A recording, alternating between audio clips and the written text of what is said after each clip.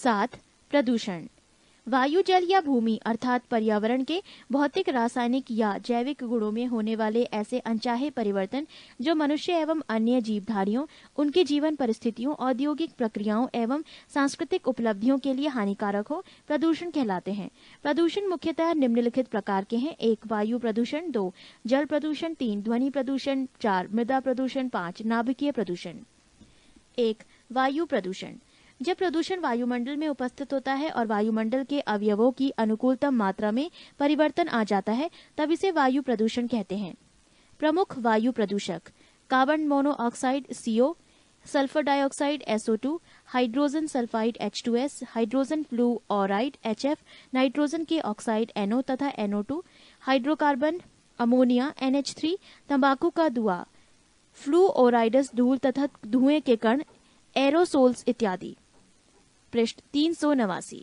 Sulphur dioxide SO2, sulphur trioxide SO3, nitrogen oxide NO, वातावरणीय जल के साथ क्रिया करके सल्फ्यूरिक अम्ल, सल्फ्यूरिक एसिड या सल्फ्यूरस अम्ल, सल्फ्यूरस एसिड तथा नाइट्रिक अम्ल, नाइट्रिक एसिड का निर्माण करते हैं। वर्षा जल के साथ ये अम्ल पृथ्वी पर आ जाते हैं, इसे ही अम्ल वर्षा कहते हैं। 3 दिसंबर 1984 ईस्वी को भोपाल की यूनियन कार्बाइड फैक्ट्री, जो उर्वरक बनाती थी, में मिथाइल आइसोसोनाइट MIC के कारण दुर्घटना हुई थी। 2. जल प्रदूषण, वाटर पॉल्यूशन। जल से अवांछनीय कारकों या पदार्थों के जुड़ जाने को जल प्रदूषण कहते हैं। पृथ्वी पर उपलब्ध जल की मात्रा का केवल 2.5 से 3% ही स्वच्छ है। जल प्रदूषण के स्रोत: जल प्रदूषण मुख्यतः कार्बोनेट, क्लोराइड, सोडियम और बाइकार्बोनेट, मैग्नीशियम व पोटेशियम के sulphates, ammonia, carbon monoxide, carbon dioxide तथा औद्योगिक अवशिष्टों के जल में घुल जाने से होता है। समुद्र जलीय प्रदूषण सल्फर युक्त भारी धातुओं, हाइड्रोकार्बन, पेट्रोलियम पदार्थों के जल में घुलने से होता है। Oil spills. ऑयल टैंकरों से रिसा हुआ तेल सागरीय जल की सतह पर शीघ्रता से फैल जाता है। इस तरह जलीय सतह पर फैले तेल को ऑयल स्पिल्स कहते हैं। पारा युक्त जल पीने से मिनीमाता रोग हो जाता है। अस्बेस्टस के रेशों से युक्त जल के सेवन करने से अस्बेस्टोसिस नामक जानलेवा रोग हो जाता है। नोट: नदियों में जल प्रदूषण की माप ऑक्सीजन की धुली हुई मात्रा से करते हैं। 3. ध्वनि प्रदूषण, साउंड पॉल्यूशन। वातावरण में चारों ओर फैली अनिश्चित या अवांछनीय ध्वनि को ध्वनि प्रदूषण कहते हैं।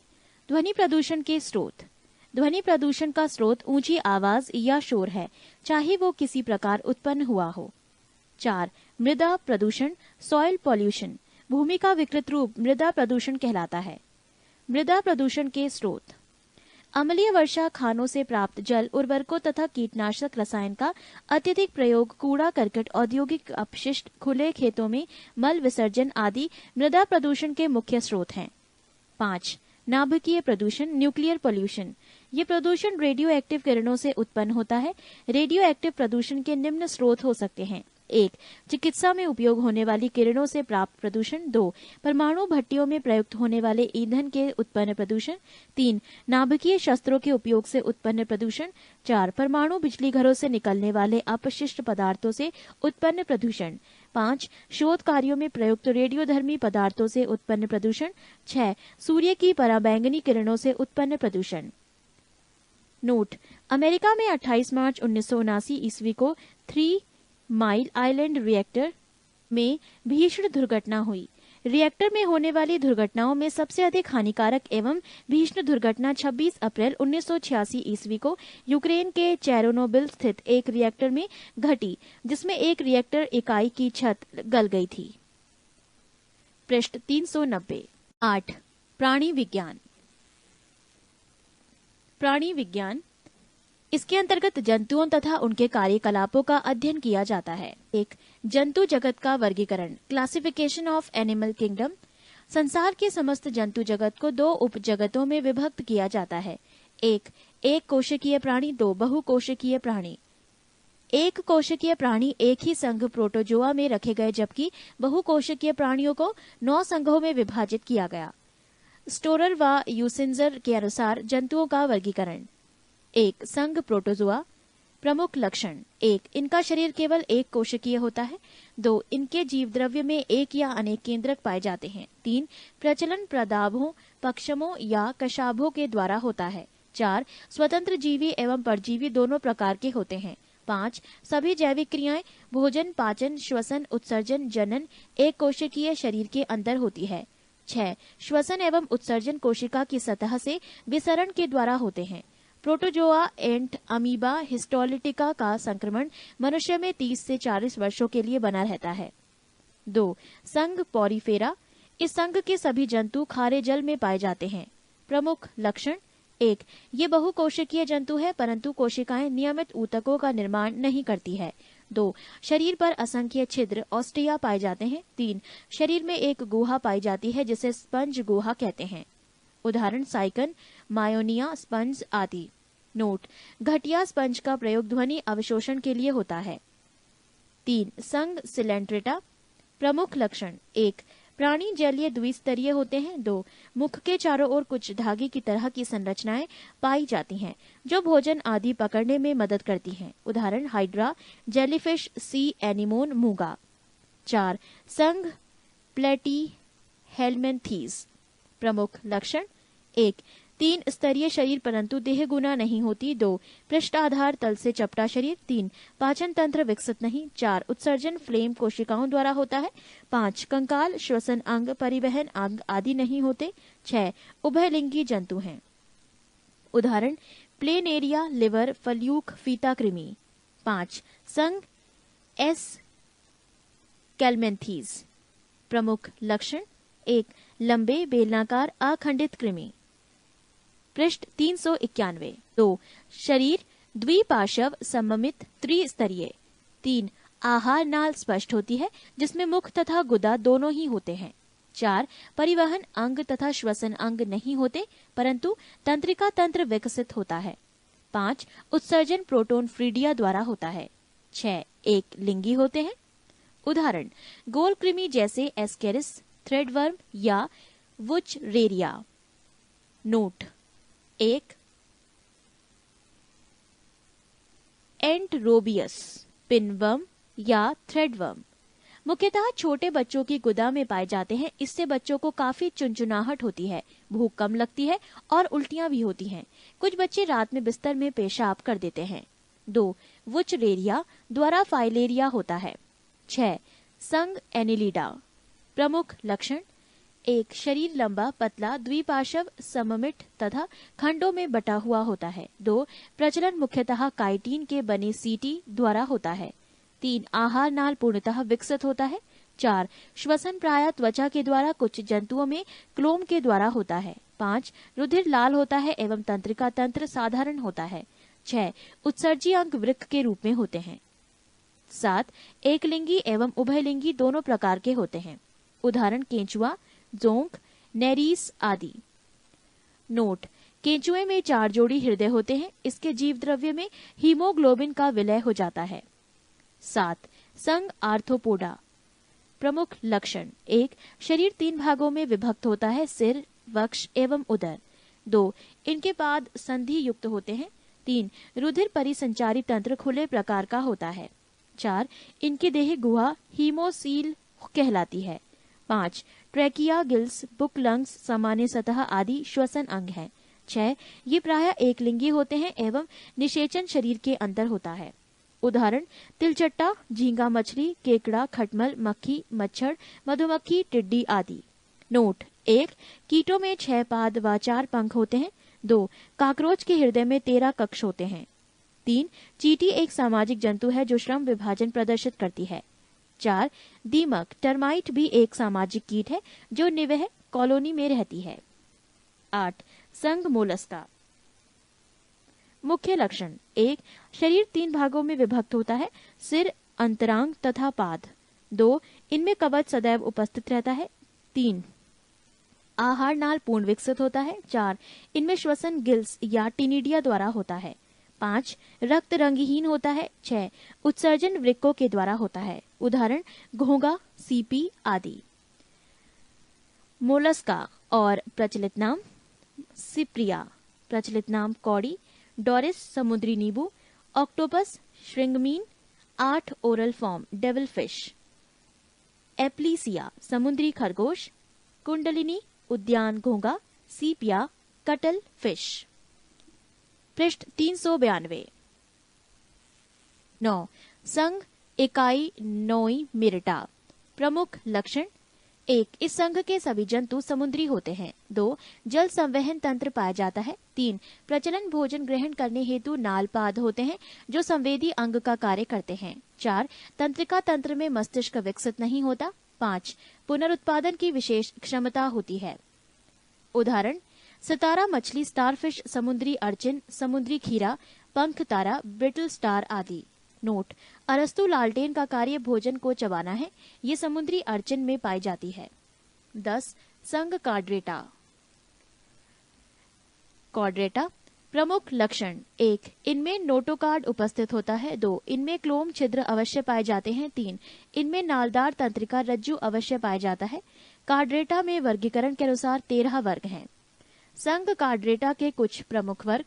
ए. मत्स्य वर्ग, पाइसिस। प्रमुख लक्षण। 1. ये सभी असमतापी जंतु हैं। 2. इनका हृदय द्विवेशमी होता है और केवल अशुद्ध रक्त ही पंप करता है। 3. श्वसन गिल्स के द्वारा होता है। उदाहरण: स्कोलियोडन, दरियाई घोड़ा तथा टारपीडो। बी. एम्फीबिया वर्ग। प्रमुख लक्षण। 1. ये सभी प्राणी उभयचर होते हैं। 2. ये असमतापी होते हैं। 3. श्वसन क्लोमो, त्वचा एवं फेफड़ों द्वारा होता है। 4. हृदय 3 वेशमी होते हैं। 2 आलिंद व 1 निलय होते हैं। उदाहरण: मेंढक। नोट: मेंढकों की तर्राहट वास्तव में मैथुन के लिए पुकार होती है। सी. सरीसृप वर्ग, रेप्टाइला। प्रमुख लक्षण। वास्तविक स्थलीय कशेरुकी जंतु है। 2 जोड़ी पाद होते हैं। 3. कंकाल पूर्णतः अस्थिल होता है। 4. श्वसन फेफड़ों के द्वारा होता है। 5. इनके अंडे कैल्शियम कार्बोनेट की बनी कवच से ढके रहते हैं। उदाहरण: छिपकली, सांप, घड़ियाल, कछुआ आदि। नोट: मीसोजोइक युग को रेप्टाइलों का युग कहते हैं। घोंसला बनाने वाला एकमात्र सर्प नागराज है जिसका भोजन मुख्य रूप से अन्य सर्प हैं। हेलोडर्मा विश्व की एकमात्र जहरीली छिपकली है। समुद्री सांप, जिसे हाइड्रोफिश कहते हैं, संसार का सबसे जहरीला सांप है। में बुइया बिल बनाने वाली छिपकली होती है। इसका प्रचलित नाम सी कंक है। पृष्ठ 393। डी. पक्षी वर्ग। एव्स। प्रमुख लक्षण। 1. इसका अगला पाद उड़ने के लिए पंखों में रूपांतरित हो जाते हैं। 2. इसका हृदय 4 वेशमी होता है। 2 आलिंद व 2 निलय। 3. ये समतापी होते हैं। 4. इनका श्वसन अंग फेफड़ा है। 5. मूत्राशय अनुपस्थित रहता है। उदाहरण: कौआ, मोर, चिड़िया, तोता। नोट: 1. तीव्रतम पक्षी अवावील है। 2. उड़ न सकने वाला पक्षी कीवी और एमो है। 3. सबसे बड़ा जीवित पक्षी शुतुरमुर्ग है। 4. सबसे छोटा पक्षी हमिंग बर्ड है। 5. भारत का सबसे बड़ा चिड़ियाघर अलीपुर कोलकाता एवं विश्व का सबसे बड़ा चिड़ियाघर क्रूजर नेशनल पार्क दक्षिण अफ्रीका में है। ई. स्तनी वर्ग। मैममालिया। प्रमुख लक्षण। 1. त्वचा पर श्वेत ग्रंथियां एवं तैल ग्रंथियां पाई जाती हैं। 2. ये सभी जंतु उच्चतापी एवं नियततापी होते हैं। 3.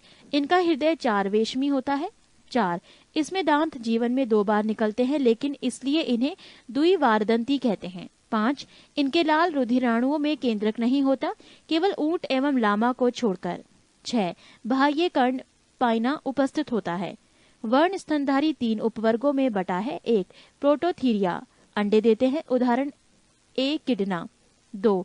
मेटाथीरिया, अपरिपक्व बच्चों को जन्म देते हैं, जैसे उदाहरण: कंगारू। 3. यूथीरिया, पूर्ण विकसित शिशुओं को जन्म देते हैं, जैसे मनुष्य। नोट: 1. स्तनधारी वर्ग में रक्त का सबसे अधिक तापमान बकरी का होता है। औसत तापमान 39 degree Celsius. 2. Duck billed platypus एकमात्र विषैला स्तनी है। 2. जंतु ऊतक। Animal tissue. जंतुओं के शरीर में पाए जाने वाले ऊतकों को हम निम्न श्रेणियों में बांट सकते हैं। 1. उपकला ऊतक, एपिथेलियल टिश्यू। 2. संयोजी ऊतक, कनेक्टिव टिश्यू। 3. पेशी ऊतक, मसल्स टिश्यू। 4. तंत्रिका ऊतक, नर्व टिश्यू। 1. उपकला ऊतक, एपिथेलियल टिश्यू। ये ऊतक जंतु की बाहरी, भीतरी या स्वतंत्र सतहों पर पाए जाते हैं। इसमें रुधिर कोशिकाओं का अभाव होता है, जिसके कारण इस ऊतक की कोशिकाओं का पोषण विसरण के माध्यम से लसिका द्वारा होता है। ये शरीर के कई महत्वपूर्ण अंगों में पाया जाता है, जैसे त्वचा की बाह्य सतह, हृदय, फेफड़ा एवं वृक्क के चारों ओर तथा यकृत एवं जनन ग्रंथियों के दीवार आदि पर। ये ऊतक शरीर के अंतरांगों को चोट से बचाता है तथा उन्हें नम बनाए रखता है। 2. संयोजी ऊतक, कनेक्टिव टिश्यू। ये ऊतक शरीर के सभी अन्य ऊतकों तथा अंगों को आपस में जोड़ने का कार्य करता है। तरल संयोजी ऊतक जैसे रक्त एवं लसिका संवहन के कार्य में भी सहायक होता है। ये ऊतक शरीर के तापक्रम को नियंत्रित करता है तथा मृत कोशिकाओं को नष्ट करके मृत ऊतकों एवं कोशिकाओं की पूर्ति करता है। पृष्ठ 394। 3. पेशी ऊतक, मसल्स टिश्यू। इसे संकुचनशील ऊतक, कॉन्ट्रैक्टाइल टिश्यू के नाम से जाना जाता है। शरीर के सभी पेशियां इसी ऊतक से मिलकर बनी होती हैं।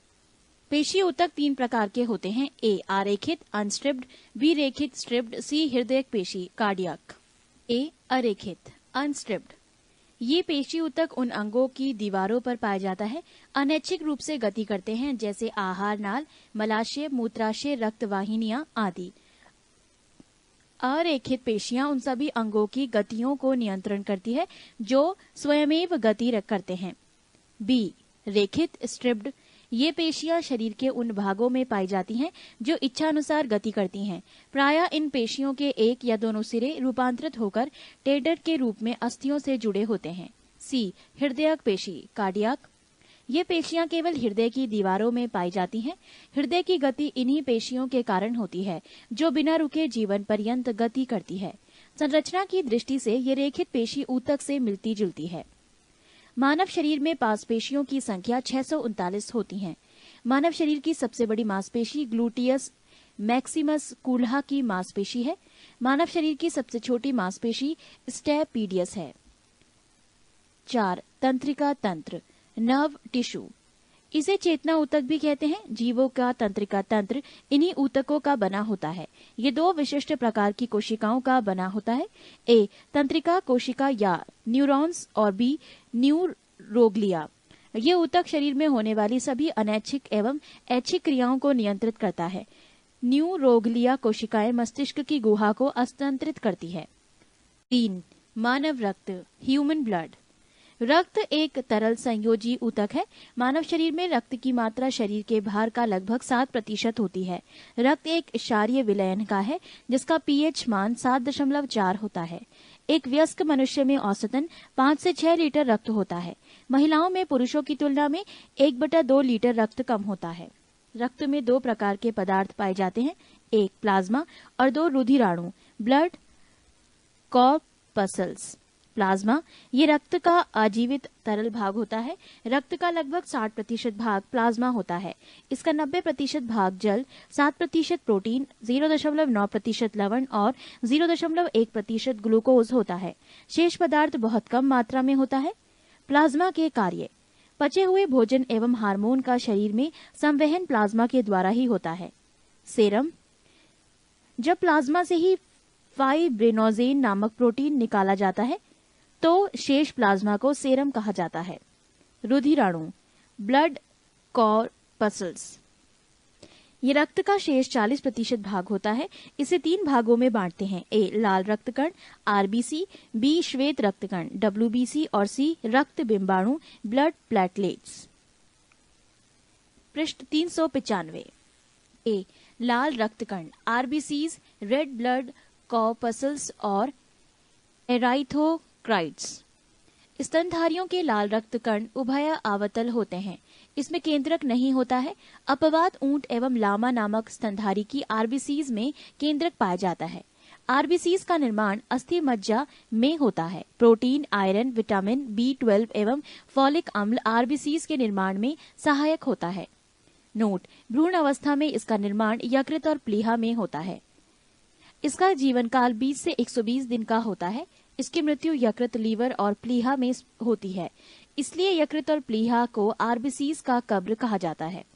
इसमें हीमोग्लोबिन होता है, जिसमें हीम नामक रंजक होता है, जिसके कारण रक्त का रंग लाल होता है। ग्लोबिन लोहयुक्त प्रोटीन है जो ऑक्सीजन एवं कार्बन डाइऑक्साइड से संयोग करने की क्षमता रखता है। हीमोग्लोबिन में पाए जाने वाला लोह यौगिक हीमेटिन है। आरबीसीज का मुख्य कार्य शरीर की हर कोशिका में ऑक्सीजन पहुंचना एवं कार्बन डाइऑक्साइड को वापस लाना है।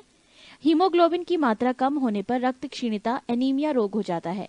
सोते वक्त आरबीसीज 5% कम हो जाता है एवं जो लोग 4200 मीटर की ऊंचाई पर होते उनके आरबीसीज में 30% की वृद्धि हो जाती है। आरबीसीज की संख्या हीमोसाइटोमीटर से ज्ञात की जाती है।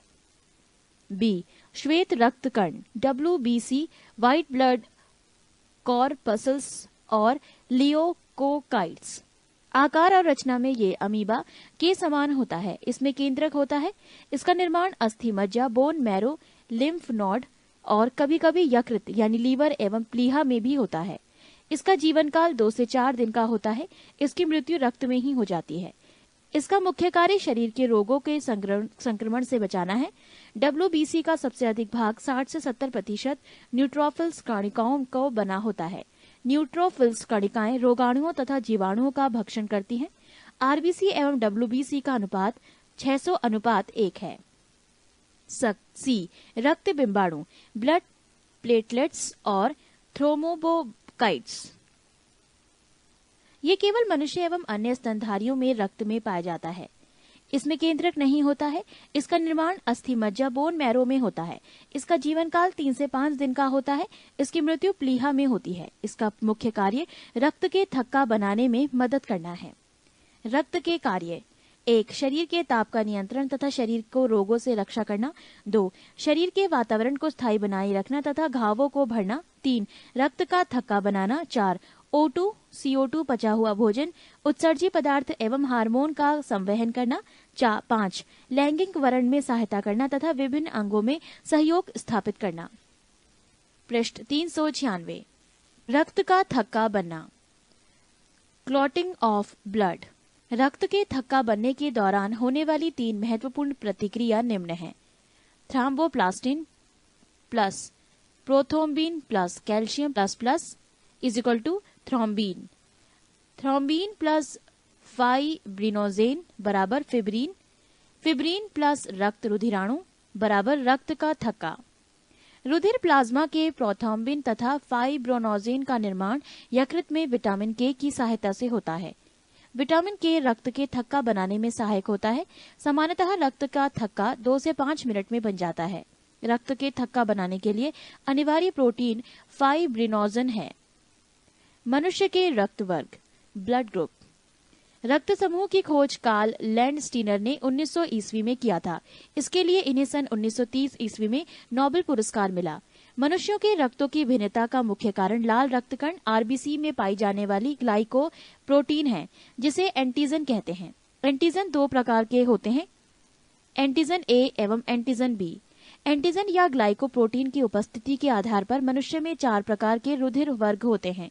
ए जिनमें एंटीजन ए होता है, रुधिर वर्ग ए। बी जिनमें एंटीजन बी होता है, रुधिर वर्ग बी। सी जिनमें एंटीजन ए एवं बी दोनों होते हैं, रुधिर वर्ग ए बी। डी जिनमें दोनों में से कई एंटीजन नहीं होता है, रुधिर वर्ग ओ। रुधिर के चारों वर्गों के साथ एंटीबॉडी का वितरण। रुधिर वर्ग ए एंटीजन लाल रुधिर कणिकाओं में केवल ए, एंटीबॉडी प्लाज्मा में केवल बी। वर्ग बी एंटीजन केवल बी, प्लाज्मा में केवल ए। ए बी एंटीजन में ए बी दोनों, एंटीबॉडी में कोई नहीं। ओ एंटीजन में कोई नहीं, एंटीबॉडी में ए व बी दोनों। किसी एंटीजन की अनुपस्थिति में एक विपरीत प्रकार की प्रोटीन रुधिर प्लाज्मा में पाई जाती है, इसको एंटीबॉडी कहते हैं। ये भी 2 प्रकार का होता है, एंटीबॉडी ए एवं एंटीबॉडी बी। रक्त का आधान ब्लड ट्रांसफ्यूजन। एंटीजन ए एवं एंटीबॉडी ए, एंटीजन बी एवं एंटीबॉडी बी एक साथ नहीं रह सकते हैं। ऐसा होने पर ये आपस में मिलकर अत्यधिक चिपचिपे हो जाते हैं, जिससे रक्त नष्ट हो जाता है। ऐसे रक्त का अभिश्लेषण कहते हैं। अतः रक्त आधान में एंटीजन तथा एंटीबॉडी का ऐसा तालमेल करना चाहिए जिससे रक्त का अभिश्लेषण न हो सके। रक्त समूह ओ को सर्वदाता यूनिवर्सल डोनर रक्त समूह कहते हैं क्योंकि इससे कोई एंटीजन नहीं होता है, एवं रक्त समूह ए बी को सर्वग्राह्यता यूनिवर्सल रेसिप्टर रक्त समूह कहते हैं क्योंकि इसमें कोई एंटीबॉडी नहीं होता है। आरएच तत्व, आरएच फैक्टर। सन 1940 ईस्वी में लैंडस्टीडर ने और वीनर ने रुधिर में एक अन्य प्रकार के एंटीजन का पता लगाया। उन्होंने रिसस बंदर में इस तत्व का पता लगाया, इसीलिए इसे आरएच फैक्टर कहते हैं। जिन व्यक्तियों के रक्त में ये तत्व पाया जाता है उनका रक्त आरएच सहित आरएच पॉजिटिव कहलाता है तथा जिनमें नहीं पाया जाता है उनका रक्त आरएच रहित आरएच नेगेटिव कहलाता है। पृष्ठ 397। रक्त आधान के समय आरएच फैक्टर की भी जांच की जाती है। आरएच प्लस को आरएच प्लस का रक्त एवं आरएच माइनस को आरएच माइनस रक्त ही दिया जाता है। यदि आरएच प्लस रक्त वर्ग का रक्त आरएच माइनस रक्त वाले व्यक्ति को दिया जाता है तो प्रथम बार कम मात्रा होने के कारण कोई प्रभाव नहीं पड़ता है, किंतु जब दूसरी बार इसी प्रकार रक्ताधान किया जाता है तो अभिश्लेषण एग ग्लूटिनेशंस के कारण आरएच माइनस वाले व्यक्ति की मृत्यु हो जाती है। Erythroblastosis fetalis. यदि पिता का रक्त आरएच प्लस हो तथा माता का रक्त आरएच माइनस हो तो जन्म लेने वाले शिशु की जन्म से पहले गर्भावस्था अथवा जन्म के तुरंत बाद मृत्यु हो जाती है। ऐसा प्रथम संतान के बाद की संतान होने पर ही होता है। माता एवं पिता के रक्त समूह के आधार पर बच्चों के संभावित रक्त समूह। माता पिता का रक्त समूह O इंटू O, बच्चों में संभावित रक्त समूह O, बच्चों में असंभावित रक्त समूह A, B और AB। O इंटू A, बच्चों में संभावित रक्त समूह O और A, बच्चों में असंभावित रक्त समूह B और AB। O इंटू B, बच्चों में संभावित रक्त समूह O और B, बच्चों में असंभावित रक्त समूह A और AB। O इंटू AB, बच्चों में संभावित रक्त समूह A और B, बच्चों में असंभावित रक्त समूह O और AB। A इंटू A, बच्चों में संभावित रक्त समूह A और O, बच्चों में असंभावित रक्त समूह B और AB। A इंटू B, बच्चों में संभावित रक्त समूह O A B AB, बच्चों में असंभावित रक्त समूह नन। A इंटू AB, बच्चों में संभावित रक्त समूह A B AB, बच्चों में असंभावित रक्त समूह O। B इंटू B, बच्चों में संभावित रक्त समूह B और O, बच्चों में असंभावित रक्त समूह A और AB। B इंटू AB, बच्चों में संभावित रक्त समूह A B AB, बच्चों में असंभावित रक्त समूह O। AB इंटू AB, बच्चों में संभावित रक्त समूह A B AB, बच्चों में असंभावित रक्त समूह O।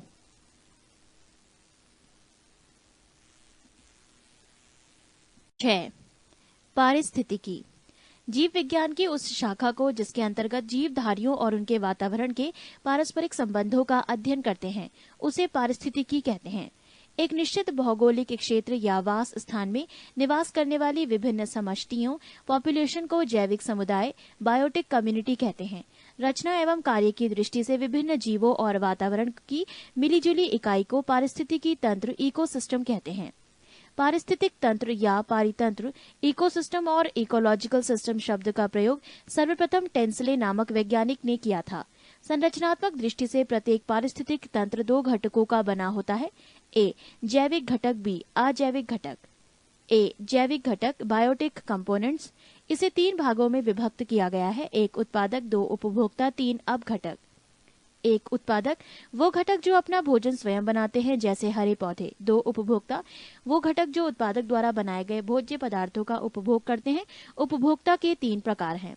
एक प्राथमिक उपभोक्ता, प्राइमरी कंज्यूमर्स, इसमें वो जीव आते हैं जो हरे पौधों या उनके किसी भाग को खाते हैं जैसे गाय, भैंस, बकरी आदि।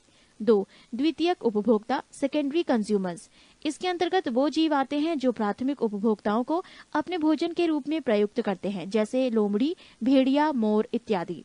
तीन तृतीयक उपभोक्ता, टर्टायरी कंज्यूमर्स, इसके अंतर्गत वो जीव आते हैं जो द्वितीयक उपभोक्ताओं को खाते हैं जैसे बाघ, शेर, चीता आदि।